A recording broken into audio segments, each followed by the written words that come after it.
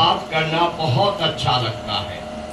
जैसे जब तक कोई व्यक्ति शराब नहीं पीता, जब तक किसी ने शराब का स्वाद नहीं चखा, तब तक शराबी को देखकर या शराबी का हाल जानकर कहता हो देखो इसको अपनी सेहत का ख्याल नहीं है, ये इसको अपने घर का ख्याल नहीं है, और तरह तरह की बातें बताते हैं। जब तक किसी को जुए की लत नहीं लगी, किसी को जुआ खेलते देखते, जुए में पकड़े जाते देखते, कहते ओहो देखो कैसा, इसको समझ नहीं, ऐसा नहीं करना चाहिए।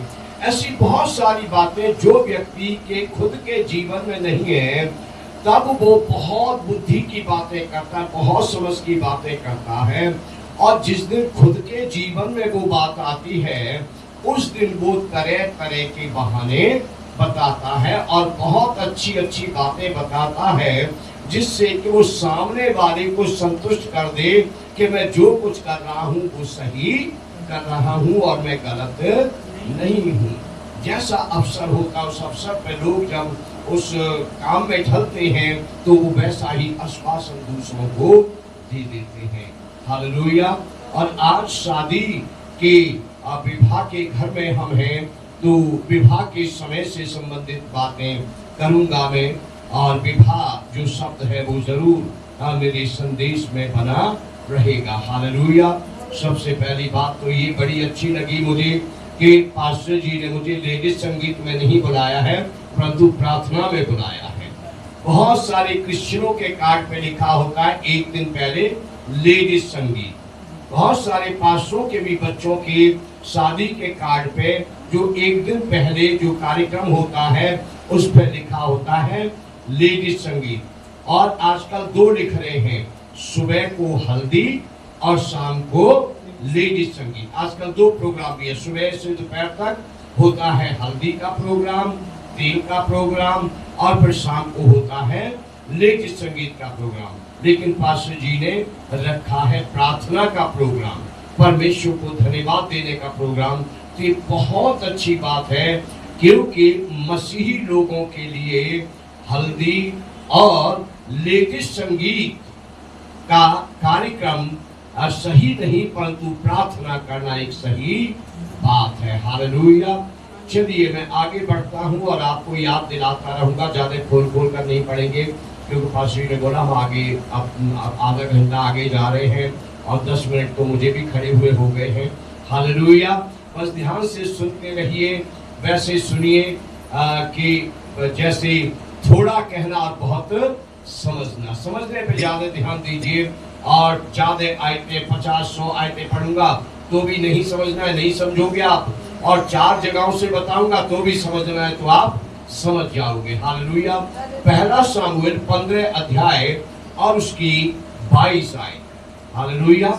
पहला सामुएल 15 अध्याय और उसकी 22 आयत में परमेश्वर का वचन ये बताता है, इस पवित्र बाइबल में ये लिखा है कि परमेश्वर इतना बलियों से प्रसन्न नहीं होता जितना कि वो अपनी बात के माने जाने से प्रसन्न होता है।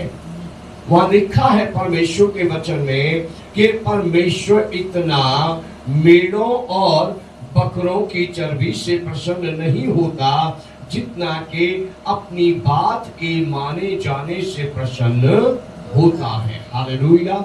सो यहाँ से हमें यह समझना है कि परमेश्वर इतना सोने की भेंट से प्रसन्न नहीं होता जितना कि उसकी बात का पालन करने से प्रसन्न होता है। परमेश्वर इतना चांदी की भेंटें चढ़ाने से प्रसन्न नहीं होता जितना कि उसकी आज्ञा का पालन करने, उसकी बात के मानने से प्रसन्न होता है। परमेश्वर इतना जवान एक साल के बछड़ों के बलिदान से और उनकी चर्बी से प्रसन्न नहीं होता जितना कि परमेश्वर अपनी आज्ञा के, अपनी बात के माने जाने से प्रसन्न होता है। हालेलुया। परमेश्वर किसी भी प्रकार के बलिदान से उतना प्रसन्न नहीं होता जितना कि उसकी आज्ञा के माने जाने से प्रसन्न होता है। परमेश्वर किसी भी भेंट, किसी बलिदान, किसी तपजप से इतना प्रसन्न, इतना खुश नहीं होता जितना कि खुश वो अपनी आज्ञा के माने जाने से, अपनी बात के माने जाने से होता है। हालेलुया। तो परमेश्वर के बेटे बेटियों, हमें क्या करना चाहिए? हमें परमेश्वर की आज्ञा का पालन करना चाहिए। हालेलुया। हमें परमेश्वर की बात माननी चाहिए, चाहे कैसा भी अवसर हो, चाहे कोई भी अवसर हो। हर अवसर पर हम जो भी काम करते हैं उस काम में परमेश्वर के वचन को याद रखें। हम जो भी अवसर होता है उस अवसर पर जो काम करते हैं उस काम में हम परमेश्वर की आज्ञाओं को याद रखें।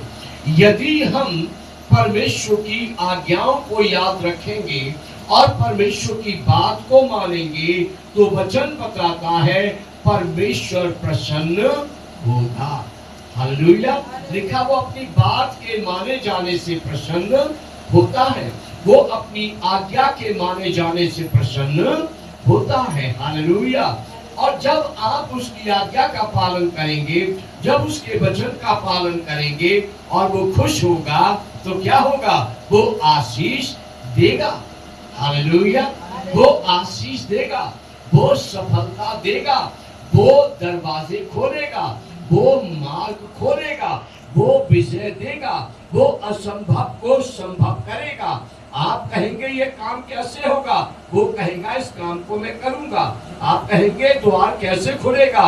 वो कहेगा इस द्वार को मैं खोलूंगा। आप कहेंगे ये तो असंभव है, वो कहेगा मैं इसे संभव करूंगा। आप कहेंगे ये तो नामुमकिन है, वो कहेगा मैं इसे मुमकिन करूंगा। हालेलुया।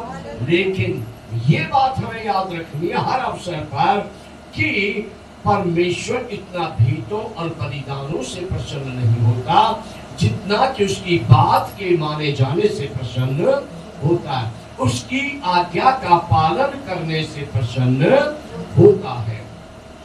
अब सबसे पहली बात मानने के लिए व्यवस्था विवरण 7 अध्याय और उसकी 3 आयत आप देख सकते हैं जो इस पवित्र बाइबल में लिखी है।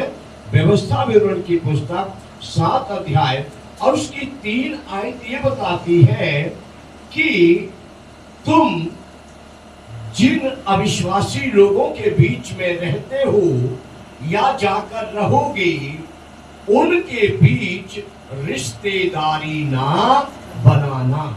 हालेलुया।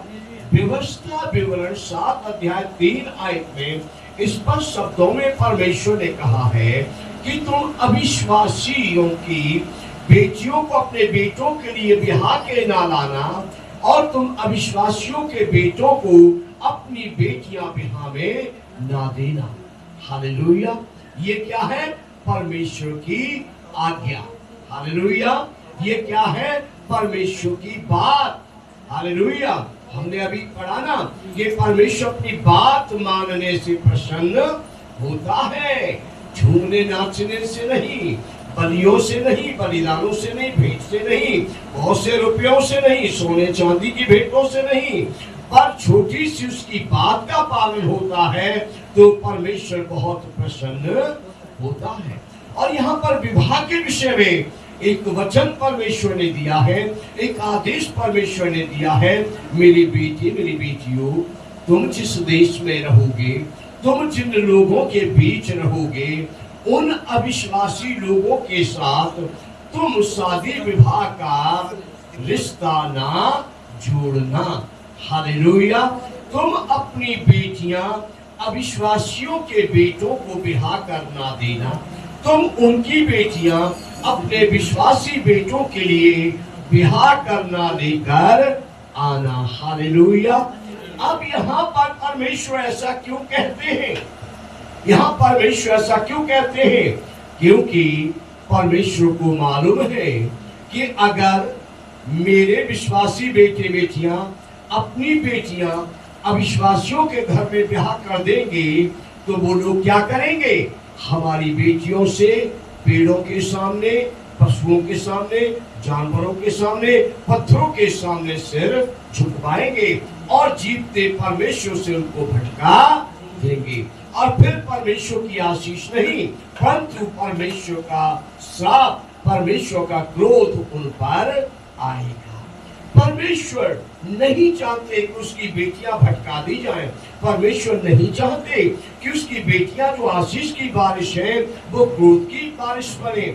इसलिए परमेश्वर कहते हैं तुम अपनी बेटियां ब्याह में उनको न देना। दूसरी बात परमेश्वर कहते हैं और अपने बेटों के लिए भी ब्याह कर उनकी बेटियों को ना लाना। कहीं ऐसा ना हो कि वो बेटियां जो कुछ उन्होंने बचपन से देखा है उसी में लगी रहे और तुम्हारे बेटों को अपने पीछे लेकर जाएं और उनसे पाप कराएं, उनसे मूर्ति पूजा कराएं और उन्हें अपने जीवित परमेश्वर के मार्ग से भटका दें। लेकिन अजीजों, जैसे मैंने कहा, इस बात को बहुत देखता हूं और मुझे बहुत हंसी आती है।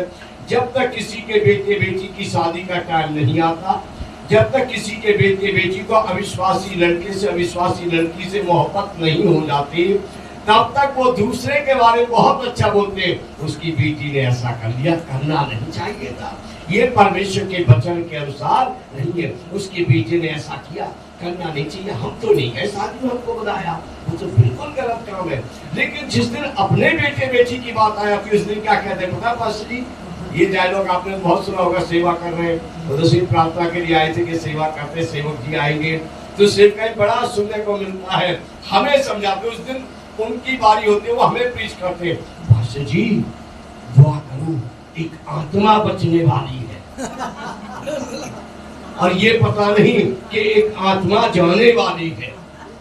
ये बाद में पता होता चलता है जब शादी पूरी तौर से हो जाती है। हालेलुया। तो वचन ये कहता है धोखा मत खाओ। हालेलुया। सावधान रहो, परमेश्वर सोने चांदी रुपए पैसे से नहीं उसकी बात के मानने से प्रसन्न होता है। अपने आप को बचाए रखो और सावधानी से चलो। परमेश्वर ने कहा है कि तुम अविश्वासियों की बेटियों को अपने घर न लाना, अविश्वासियों की बेटियों के लिए अपने बेटे न देना। तो इस बात में सतर्क रहना चाहिए। और मैं मन में सोच रहा था, पास्टरों के बच्चों की परवरिश से बड़ी कठिनाई से होती है, पर मैं शुक्रगुजार हूँ हमारे परिचित चंडीगढ़ मोहाली पंचकुले में कुछ पास्टरों के बच्चों ने भी, विश्वासी तो अलग है, पास्टरों के बच्चों ने भी अविश्वासियों में शादियां अविश्वासी चुने। लेकिन मैं धन्यवाद देता हूँ कि जो दूसरी शादी इस घर में हो रही है, दोनों मसीह परिवार में शादियां हो रही हैं। पहली जो बेटी की शादी हुई वो भी मसीह परिवार में हुई, अब जो है वो भी मसीह परिवार में। ये मैं अक्सर मसीह लोगों को कहता हूँ, पास्टर जी सबको जो मेरे संपर्क में, ये मैटर नहीं करता कि किस चर्च में जा रहा है, लेकिन एक बात होनी चाहिए कि मसीह तो है। हालेलुया। मैं किसी का नाम लेकर नहीं करूंगा, पर कोई और जगह पे जाने वाला तो नहीं है, कोई और धर्म का तो नहीं, कोई और जाति का तो नहीं है, कुछ भी है, कम से कम मसीह है। उसके घर में पढ़ते हो न पढ़ते हो, एक बाइबल तो रखी है, ये क्रूस तो कहीं लगा है, हमें कुछ अपना माहौल तो मिलेगा, हमें वहां जाकर प्रार्थना करते हुए झिझक तो नहीं होगी, हमें अपनी बेटी विदा करते हुए झिझक तो नहीं होगी, वहां से अपने घर में अपनी बहू लाते हुए हमें झिझक तो नहीं होगी। हालेलुया। समाज में और परमेश्वर के सामने हम सिर उठाकर तो जी सकेंगे। हालेलुया। और ये बहुत अच्छी बात है कि ये दूसरी शादी इस घर में हो रही है और पहली बेटी की भी शादी मसीह घर में हुई और ये भी मसीह घर में, और सबको ऐसे ही पालन करना चाहिए। हालेलुया। सबको ऐसे ही विवाह के लिए एक मसीह परिवार ही देखना चाहिए। देखिए, अगर आप बाइबल से देखना चाहते देखिए, वैसे मैं सही ही बोल रहा हूँ क्योंकि मैं बाइबल से प्रेम करता हूँ, पढ़ता रहता हूँ। लेवी व्यवस्था की पुस्तक और 20 अध्याय, लेवी व्यवस्था 20 अध्याय और उसकी 23 आयत में लिखा है कि तुम जिन लोगों के बीच रहते हो, जिन जाति के लोगों के बीच तुम रहोगे, तुम रहते हो, दोनों बातें हैं। शायद हमें रहना पड़े कहीं नई जगह पे जाके, या अभी रहते हैं हम। हालेलुया। तुम उनके जैसे काम ना करो। हालेलुया। अब देखिए, ये भी बात बड़ी देखने में आती है, जिसके घर में अभी तक शादी का माहौल नहीं आया। हमारे यहाँ पंजाब में जागो चलता है। आप पंजाब से कितने जने मुझे नहीं पता, और दूसरी जगह पर दिल्ली में तो मेरा बचपन दिल्ली में गुजरा, ग्रीन पार्क में, वहां तो किसी की शादी में जागो नहीं देखा था मैंने। लेकिन यहाँ पर आके चंडीगढ़ में मैंने जागो देखा, जब से 96 में जब जब शादियां होती जागो। और अब तो बढ़ता जा रहा है, अब तो बढ़ रहा है ये काम। पहले जो बिहार वाले चंडीगढ़ में रहते वो जागो नहीं करते थे, यूपी वाले चंडीगढ़ में रहते वो उनकी शादी में जागो नहीं होता था। और दूसरे लोगों के लिए सिर्फ पंजाबी जो है, पंजाबी मूल के, पंजाब के पैदा हुए, उन्हीं की शादी में जागो होता था। लेकिन आज सब करते हैं, आप सब आज इस टाइम में सब लोग जागो करते हैं। तो ये केवल अब पंजाब का नहीं रह गया। आप देखते हैं चंडीगढ़ में जब तक किसी के बेटे बेटी की शादी नहीं हुई, दूसरे लोग कहते हैं ओहो ये क्रिश्चियन होकर जागो निकाल रहे हैं। लेकिन जब किसी के अपने घर में शादी की बारी आती है, जब किसी के अपने बेटे बेटी की शादी होती है, तो आजकल चंडीगढ़ में, पंजाब में, डेराबस्सी में, मोहाली में, हमारे ये शहर है पास के, यहाँ आजकल क्रिश्चियन भी जागो निकालते हैं। क्रिश्चियन लोग भी जागो निकालते हैं। जागो के बिना कहते हैं बच्चे खुश नहीं होंगे। बच्चों के लिए थोड़ा सा करना, बस थोड़ा मनोरंजन किया, यहाँ से यहाँ तक, बस जब दरवाजे से लेकर कमरे तक, कमरे से लेकर दरवाजे तक। अरे भाई थोड़ा किया या बहुत किया, उसकी बात का उल्लंघन तो किया। जो उसने आज्ञा दी है कि तुम उनके जैसे काम ना करना। हालेलुया। ये तो बाइबल को मानने वालों का काम नहीं है। इधर ध्यान दीजिए, हालेलुया, इधर ध्यान दीजिए। इस बाइबल में तो जागो का काम नहीं है। इस बाइबल में तो जागृति है, आत्मा को जागृत करो। लेकिन जो ढोल बजाते हुए, बोलियां बोलते हुए जागो करते हैं, उसका तो बाइबल में कोई जिक्र नहीं है। हालेलुया, कि तुम जागो निकालो।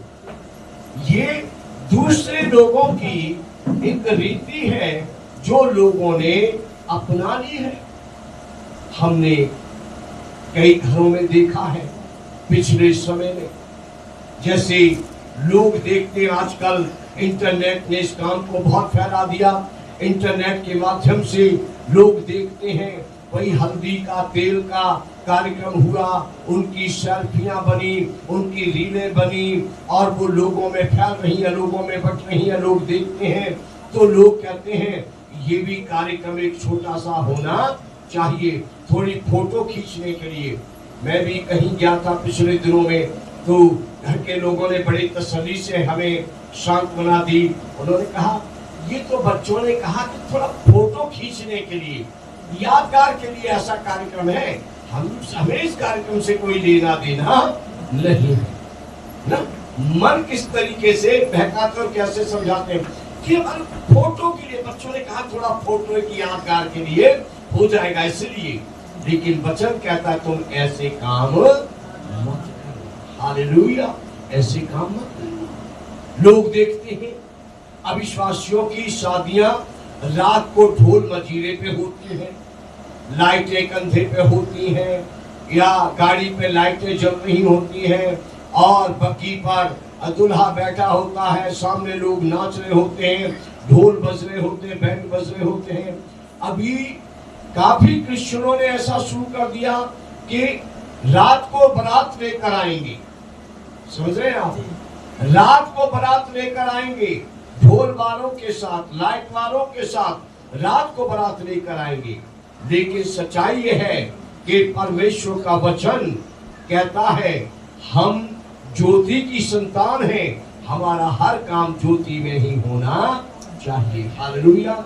लेकिन लोग देखा देखी, दूसरों को देखकर, दूसरों से सीखकर ऐसा कर रहे हैं। पिछले दिनों में एक शादी पढ़ने के लिए मुझे बुलाया गया, 5 बजे का टाइम दिया गया। तो दिन अच्छे थे, मैंने बोला 5 बजे तक ठीक है, हो जाएगा, 5, 5:30 तक भी हो जाएगा, अपने शब्द कम कर लूंगा, फटाफट बच्चों की शादी करा दूंगा, कुछ और कहना तो बाद में कहता रहूंगा, सूरज छुपने से पहले विवाह हो जाएगा। लेकिन वो बारात कब लेकर आए? रात को 10 बजे, जब चंडीगढ़ के नियम के अनुसार माइक भी चलना बंद हो गया। चंडीगढ़ में 10 बजे के बाद माइक निकलवा दिए जाते बंद, और फिर चिल्ला चिल्ला के मुझे बोलना पड़ा। रात को क्यों भाई इतने लेट क्यों आए? भाई परिवार की इच्छा थी कि जैसे सबकी शादियां लाइट में, ढोल मंजीरों में, तारों की छांव में होती है, वैसे हमारे बेटे की छांव तारों की, हमारे बेटे की शादी तारों की छांव में होनी चाहिए, हमारे बेटे की बारात रात को चढ़नी चाहिए। क्या इससे परमेश्वर प्रसन्न होता है? कदापि नहीं।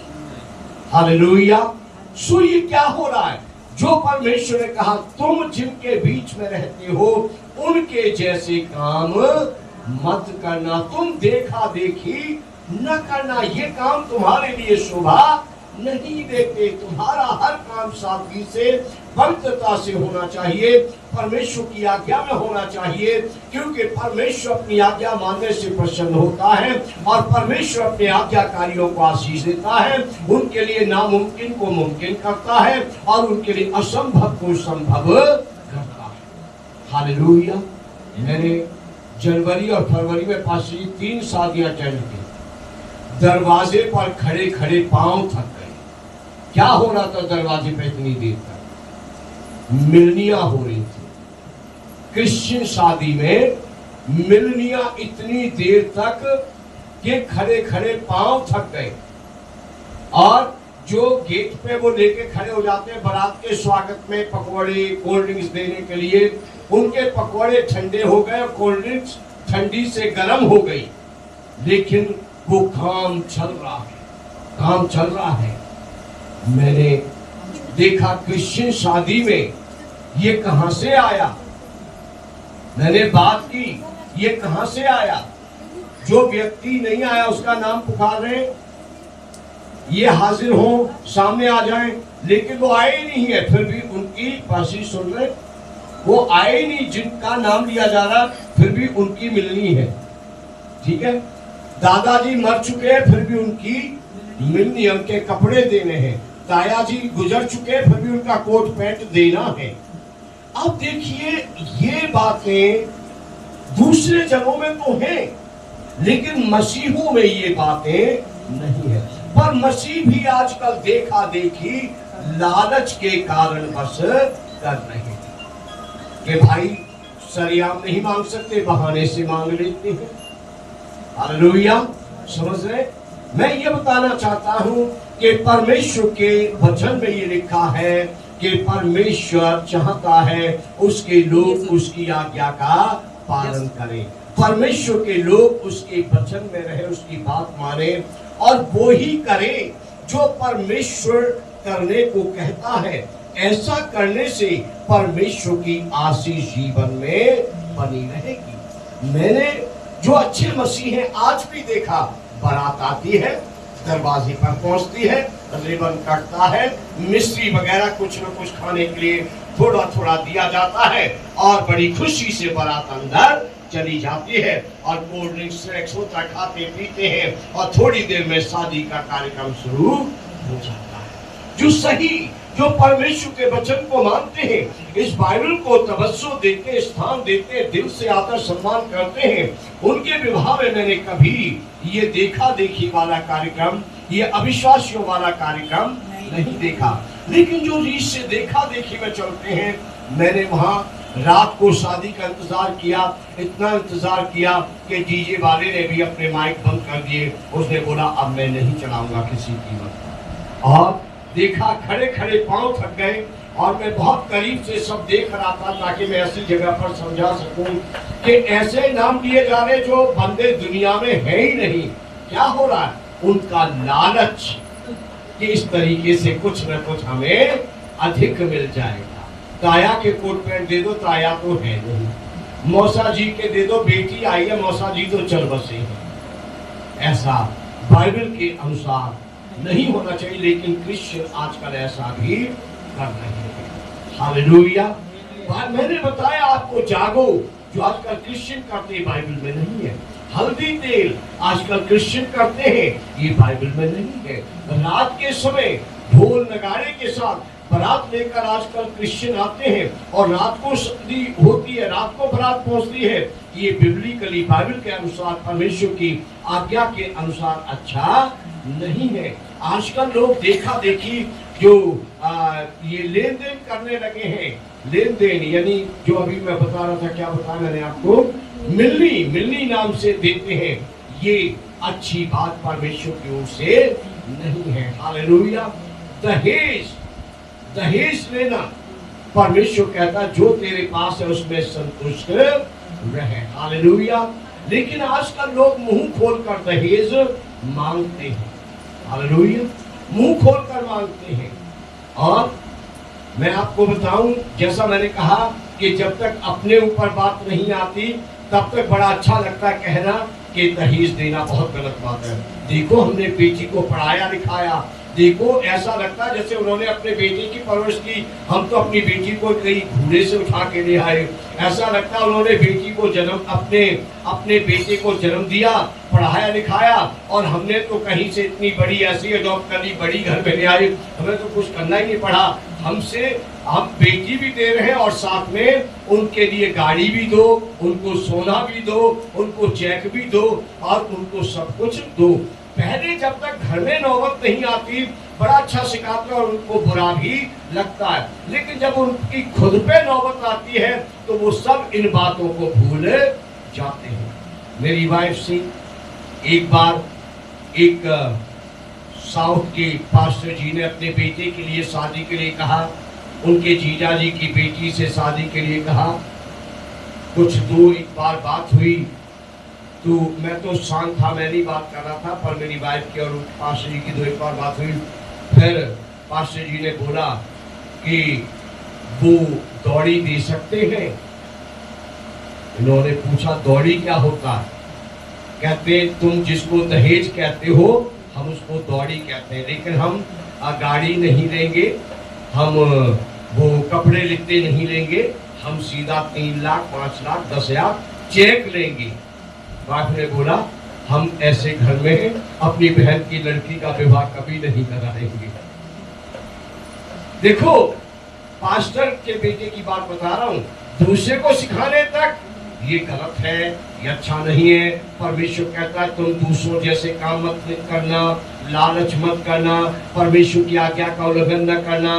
परमेश्वर की आशीषें केवल उन पर रहती हैं जो आज्ञाकारी हैं, जो वफादार हैं, जो ईमानदार हैं, जो संतुष्ट हैं, उन्हीं को आशीष मिलती है। लेकिन जब अपने घर की बात आती है फिर खुल के कहते हुए भी शर्माते नहीं है।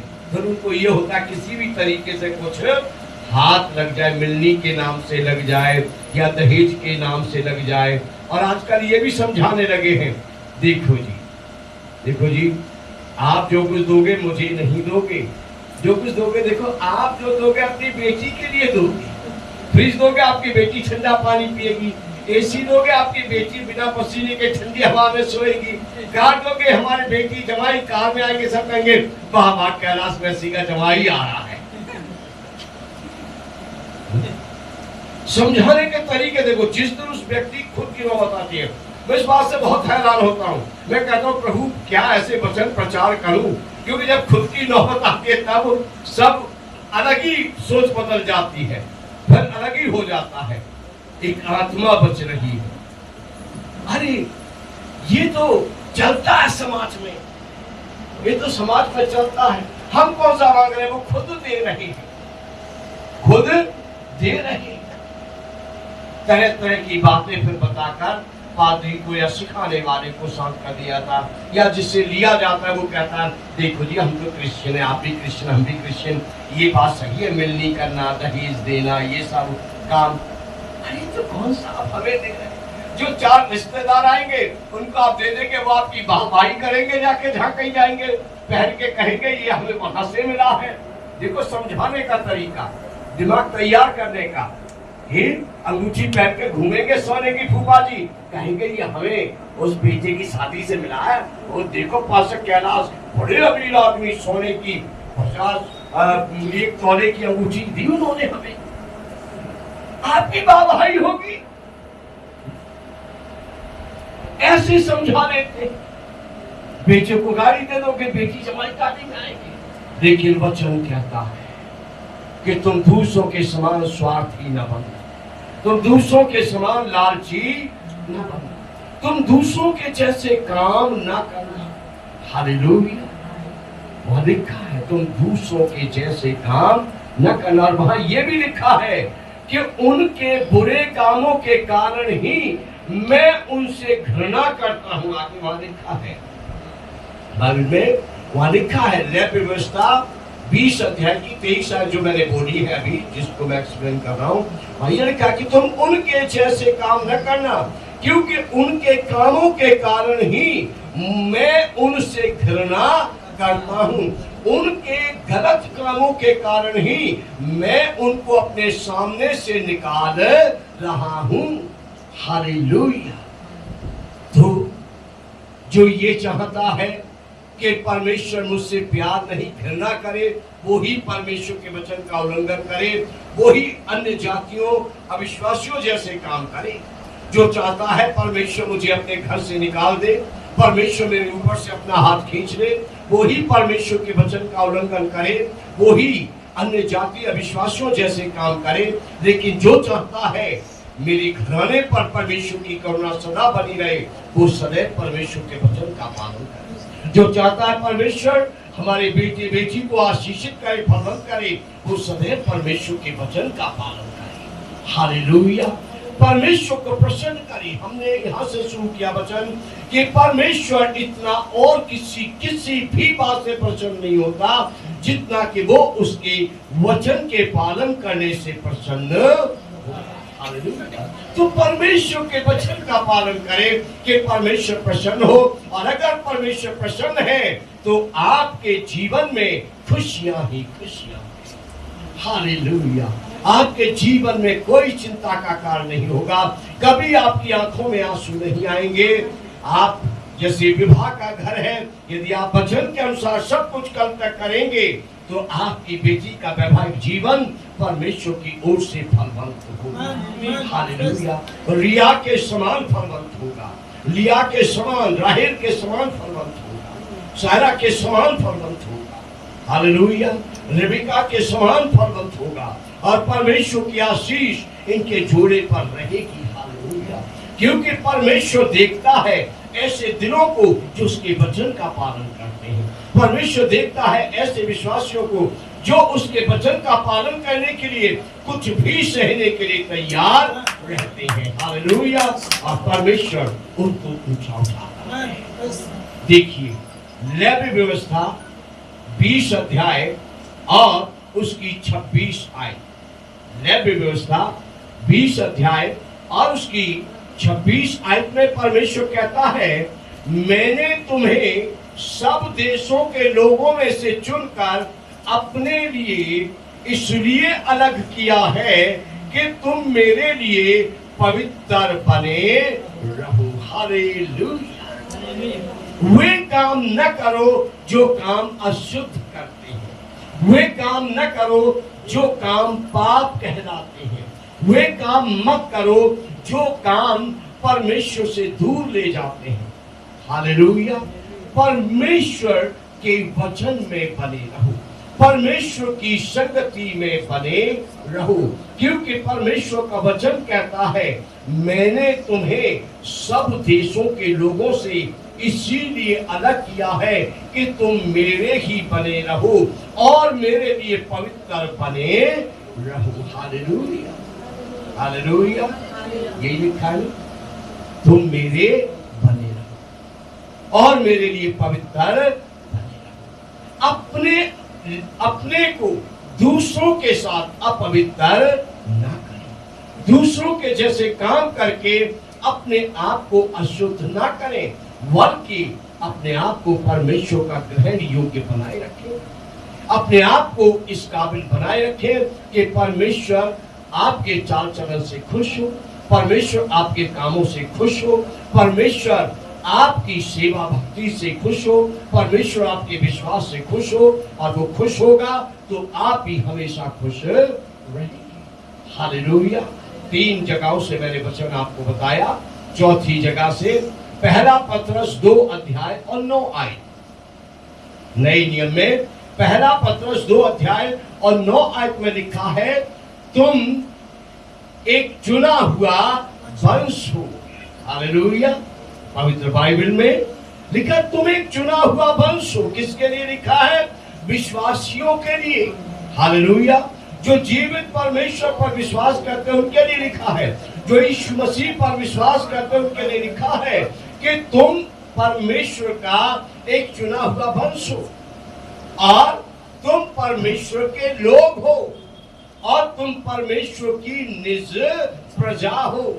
और भी बातें, पर 3 बातें विशेष बता रहा हूं कि तुम परमेश्वर की निज प्रजा हो, हालेलुया, तुम परमेश्वर के लोग हो, तुम परमेश्वर की संतान हो, हालेलुया। सो परमेश्वर की संतान हो तो परमेश्वर की संतान को जो कार्य शोभा देते हैं वो ही कार्य करो, हालेलुया।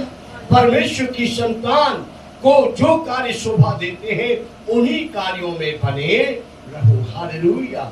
और दाहिने बाहें न भटको, न करो कि लोग क्या कहेंगे, न करो कि अगर ऐसा न किया तो क्या होगा। परमेश्वर के हाथों में सौंप दो, परमेश्वर सब कुछ अच्छा और अच्छा ही करेगा, हालेलुया। याद रखना है कि हम परमेश्वर की निष्प्रजा हैं, याद रखना है कि हम परमेश्वर के लोग हैं, हम परमेश्वर की संतान हैं और परमेश्वर ने एक पहचान बनाने के लिए हमें अपने लिए अलग किया है। ये घराना परमेश्वर के द्वारा अलग किया गया घराना है, हालेलुया। आप परमेश्वर के लोग हैं, आप परमेश्वर की निष्प्रजा हैं, हालेलुया। आप परमेश्वर की संतान हैं। सो यहाँ इस घर से लेकर और जिस जगह में कल शादी होगी वहां तक हर काम से ऐसा दिखना चाहिए ये शादी किसकी है, ये क्रिश्चियनों की शादी, हालेलुया। आपके गाने बजाने, बोलने चालने, पहनने ओढ़ने से ये जाहिर होना चाहिए कि ये क्रिश्चियनों की शादी है, हालेलुया। ये फिल्मिया शादी नहीं है, ये अन्य जातीय विश्वासियों की नहीं शादी, परंतु ये शादी क्रिश्चियंस की शादी है। आजकल बड़ा अजीब लगता है कि क्रिश्चियन लोग जो शादी करना चाहते हैं वो अविश्वासियों की तरह करना चाहते हैं।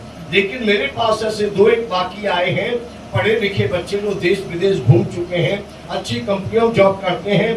उन्होंने ये फरमाइश की कि पास्टर जी आप जो कहोगे वो हम आपको ऑफरिंग देंगे, आप हमारी शादी क्या जैसे क्रिश्चियन बच्चों की शादी होती है उस तरीके से हमारी शादी कर देंगे, ऐसे क्रूस वगैरह लगा के, बाइबल लेके और गाउन पहन के, और हम भी ऐसे आएंगे, मैं ब्लैक ड्रेस में आऊंगा और मेरी पत्नी व्हाइट ड्रेस में आएगी, बिल्कुल सब कुछ वैसा करोगे। हमने बोला ये इस काम से परमेश्वर को नफरत है, ये केवल क्रिश्चियन बच्चों के लिए ही सही है, मान्य है। ये काम तो हम केवल क्रिश्चियन बच्चों के साथ ही कर सकते हैं, हालेलुया। क्रिश्चियन शादी है तो मैं गाउन डालकर खड़ा हूँगा और बेटी भी सफेद गाउन में आएगी, बेटा भी ब्लैक या डार्क सा कुछ कोट पैंट पहन कर आएगा, और वो क्रिश्चियन की एक पहचान है, वो क्रिश्चियन शादी की पहचान है। पादरी साहब वचन पकड़ के, बाइबल पकड़ के खड़े होते हैं, पवित्र बाइबल, होली बाइबल लिखा होता है, ये क्रिश्चियन जो शादी है उसकी पहचान है। ये मैं आपके लिए सब कुछ नहीं कर सकता, पैसे के लिए या भेंट के लिए जो आपने कहा, क्योंकि ये परमेश्वर की दृष्टि में अच्छा नहीं होगा, हालेलुया। सो प्रियो, जब किसी और की नौबत होती है, मेरे भाइयों बहनों, जब किसी और के घर की बात होती है तो लोग बड़ी समझदारी की बात करते हैं, लेकिन जब अपने घर की बात होती है तो लोग समझौता करते हैं और एक दूसरे को अपने शब्दों से समझा लेते हैं। आपके भी घर में शादी है, मैंने आज ये वचन इसलिए पढ़े हैं कि आप हर काम में ये याद रखें कि हम परमेश्वर के लोग हैं। शायद कोई ऐसे किसी काम के लिए कहे जो काम परमेश्वर के लोगों को करना उचित नहीं, तो दूसरों को समझाएं, चाहे थोड़ी देर के लिए उदास हो जाए, उसके लिए परमेश्वर से प्रार्थना करें, पर परमेश्वर के वचन में ही बने रहकर सब कुछ करें, तो परमेश्वर की आशीष आपके साथ होगी। लास्ट वचन याद दिलाते हुए, 5वां वचन याद दिलाते हुए मैं बंद करूंगा। कि बहुत शादी के अवसर पर ऐसे शादी से एक दिन पहले और शादी वाले दिन और शादी के रिसेप्शन पर भी जब प्रार्थना होती है तो हमारे पादरी साहिबान इस वचन का बहुत जिक्र करते हैं जो यीशु जी शादी के विवाह वाले घर में गए थे। मैं वहां से ये बताना चाहूंगा सिर्फ कि वहां पर मरियम ने घर के जो कर्मचारी थे उनको ये कहा कि जो ये कहे वो ही करना। हालेलुया। ये कहता तुम इसकी बात मानना, जो ये कहे वो करना। क्या मतलब हुआ? तुम इसकी बात मानना। और वहां हम क्या देखते हैं? कर्मचारियों से जब यीशु जी ने कहा मटकों में पानी भर दो, कर्मचारियों ने बात मानी और वहां पर चमत्कार हुआ। हालेलुया। तो जब आप सब बात मानेंगे तो आप भी चमत्कार देखेंगे। बात मानिए, खुश रहिए, आशीषित रहिए, प्रभु की संगति में रहिए। आइए प्रार्थना करें।